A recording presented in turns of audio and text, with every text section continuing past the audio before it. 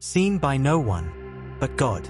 She had no voice, no protection, no place she could truly call home. Used, dismissed, and pushed into the shadows of someone else's promise.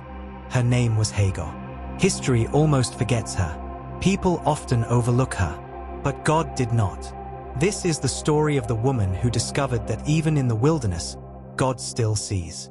Hagar was an Egyptian servant in the household of Abram and Sarai. She did not choose her life. She did not choose her masters.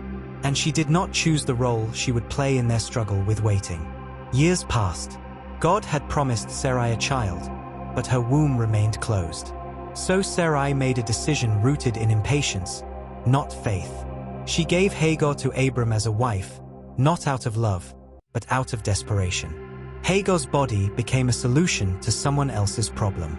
Hagar conceived, and for the first time in her life, something changed. She carried life.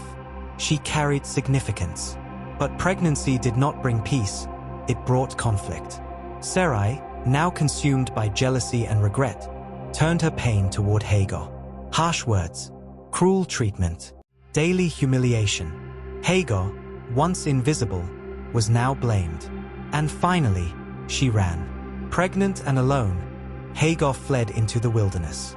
No plan, no protection, no promise, just heat, dust, fear. She sat by a spring on the road to Shur, a place between Egypt and nowhere. And there, in the silence of her despair, God found her. Not Abram, not Sarai, God himself. The angel of the Lord spoke. Hagar, servant of Sarai, where have you come from, and where are you going? No one had ever asked her that before. She was not just the servant. She was Hagar. God spoke promises over her unborn son. A future, a legacy, a name, Ishmael, meaning God hears.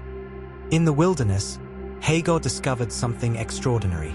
God saw her pain. God heard her cries. God cared, personally. And Hagar gave God a name no one had ever used before. El Roi, the God who sees me. God told her to return, not because the situation was fair, but because God had a plan. Hagar went back carrying more than a child. She carried a promise. And time passed.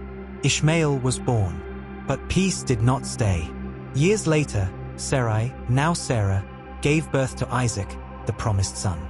Joy returned, but fear followed. Sarah saw Ishmael and felt threatened. And once again, Hagar paid the price. She and her son were sent away into the desert, this time with little water, little food, and no future in sight. When the water ran out, Hagar collapsed. She placed Ishmael under a bush and walked away. I cannot watch my child die, she said. This time, there was no strength left to run. But heaven heard the cry of the boy. God called to Hagar again. Do not be afraid. Her eyes were opened, and she saw a well of water. Life where she thought there was none. Provision where she expected death. God saved them. Not because of Abram, not because of Sarah, but because God keeps his word, even to the forgotten. Hagar teaches us powerful truths. God sees those others use. God hears cries whispered in despair. God meets people outside religious systems. God makes promises to the overlooked. Wilderness does not mean abandonment. She was a foreigner, a servant, a single mother, a woman pushed aside. And yet, she was the first person in Scripture to name God. If you feel invisible, if you feel used, if you feel abandoned, remember Hagar. The God who met her in the desert is the same God who sees you. Speech balloon, where do you need to remember that God sees you today? If this story spoke to your heart, like, share, and subscribe for more powerful Bible stories about women whose pain became purpose.